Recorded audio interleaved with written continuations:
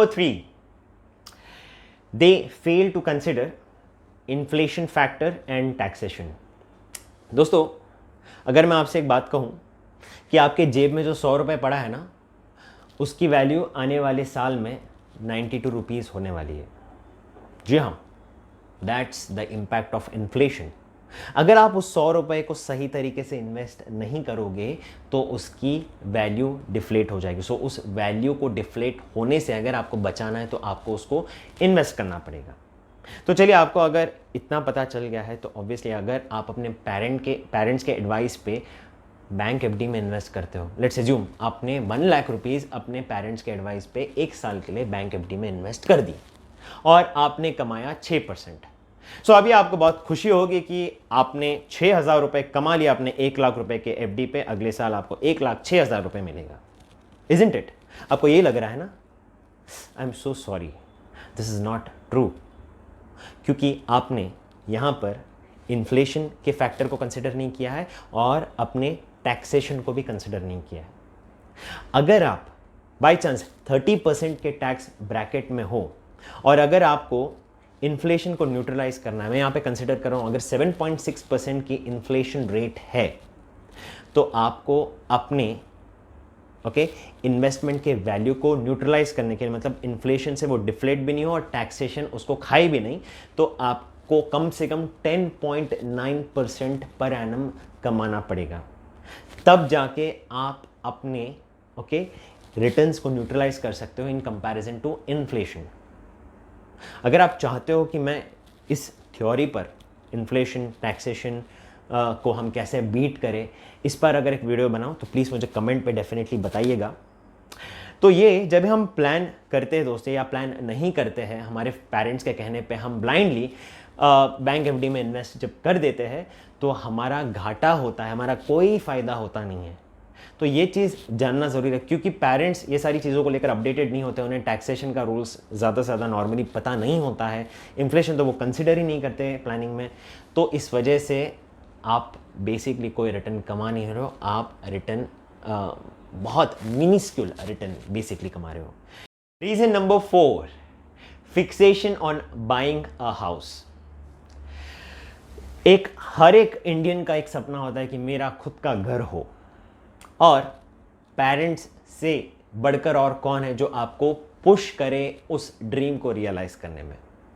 मेरा मतलब है कि जैसे एक व्यक्ति स्टार्ट करते हैं अर्न करना, तो पेरेंट्स नॉर्मली ये एक सजेशन देती है कि बेटा एक अपना खुद का मकान बना लो, बैंक लोन दे रहा है, इतनी सैलरी आ रही है, इतना ईएमआई ब्लॉक कर दो और ईएमआई के गुलाम बन जाओ।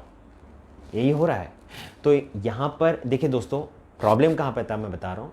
जब आप एकदम अर्ली स्टेज में, अपने करियर के एकदम अर्ली स्टेज में ये डिसीजन लेते हो ना घर खरीदने का, तो प्रॉब्लम ये होता है कि एक तो वो बहुत बड़ी लाइबिलिटी बन जाती है आपके लिए, क्योंकि घर लेना कोई बड़ी बात नहीं है, बट उस ईएमआई को बराबर से मैनेज करना for such a long tenure is again a very challenging thing.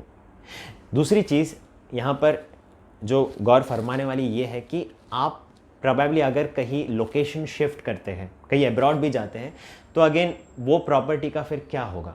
आप उसको कहीं रेंट पे दे दोगे और एकदम कम से कम रेंट कमाओगे, जो आपको एक्चुअली मिलता नहीं, बिकॉज अगेन उसके अगेंस्ट में आपको मेंटेनेंस कॉस्ट देना है, रिपेयर्स देना है वगैरह वगैरह, तो उसमें कुछ खास अर्निंग आपकी होती नहीं है। तो ये चीज़ें आप जब भी करते हो फॉलो अपने पेरेंट्स के एडवाइस पे, तो आपको पहले तो ये समझना चाहिए कि क्या आप सच में यहीं पे सेटल होना चाहते हैं जो आपकी जॉब है, कि आप उसी कंपनी में सेटल होना चाहते हैं। तो being a millennial obviously you would not be sticking to one company till your retirement. No, that's not possible. I think आप definitely shift करेंगे companies for better opportunities. Probably आप country shift कर देंगे, दूसरे country में जा सकते हैं। तो जब तक आप settle नहीं हो जाते अपने करियर में, आप करियर को लेकर जब तक आपको ये विजन नहीं दिखता है कि ओके आप यहाँ पर पहुँचना चाहते हैं, उसके बाद ही आपको घर लेना चाहिए। तब तक आप पैसे सेव कर सकते हैं और ज़्यादा से ज़्यादा डाउन पेमेंट देकर, कम से कम लोन लेकर अपने लाइबिलिटीज़ को भी कम रख सकते हैं, इंटरेस्ट कॉस्ट को भी कम कर सकते हैं और अपने प्रॉपर्टी को फंड कर सकते हैं अपने खुद के पैसों से।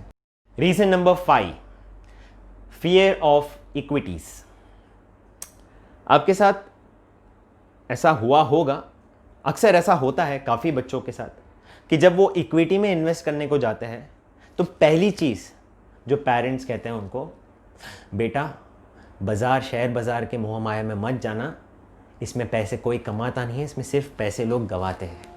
और ये जब वो फियर इंस्टिल कर देते हैं अपने बच्चों के माइंड में, तो वो बच्चा फिर ऑब्वियसली आगे बढ़ता ही नहीं है, वो अगेन एफडी के शेल्टर में चला जाता है या कोई ट्रेडिशनल पॉलिसी के शेल्टर पे चला जाता है, और वही वो कंटिन्यू करते रहता है लाइफ लॉन्ग। यहाँ पे दोस्तों देखिए, पेरेंट्स ये जब स्टेटमेंट देते हैं ऑफ फियर, ओके, ये probably because of limited knowledge की वजह से ही होता है।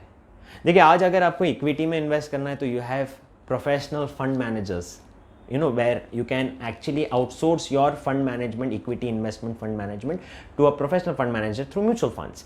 So अगर आप म्यूचुअल फंड के जरिए लॉन्ग टर्म में इक्विटी में भी इन्वेस्ट करते हो तो श्योर शॉर्ट आपका बहुत अच्छा फंड बनेगा ही, in comparison to what you would have actually earned in a bank FD or in a traditional plan. तो ये चीज़ जानना ज़रूरी है। जब आपके पेरेंट्स आपको सजेस्ट करते हैं कि आप इक्विटी से दूर रहे, शेयर बाज़ार बहुत रिस्की है वगैरह वगैरह, तो आपको ये समझना पहले ज़रूरी है कि अगर आप वो इन्वेस्टमेंट लॉन्ग टर्म के लिए कर रहे हैं, अपने रिटायरमेंट के लिए कर रहे हैं, तो you should not fear from equities, you should adopt it, okay, after understanding the risk factors. तो ये व्लॉग के ज़रिए मैं इतना ही मैसेज पास करना चाहता हूँ कि हमें हमारे पेरेंट्स की बहुत ज़्यादा रिस्पेक्ट करनी चाहिए, but when it comes to the financial advice, अगर वो अपडेटेड नहीं है तो उसकी रिस्पेक्ट नहीं करे तो ये अच्छा है, बिकॉज वो आपके बिल्कुल भी फ़ायदे में नहीं होगी।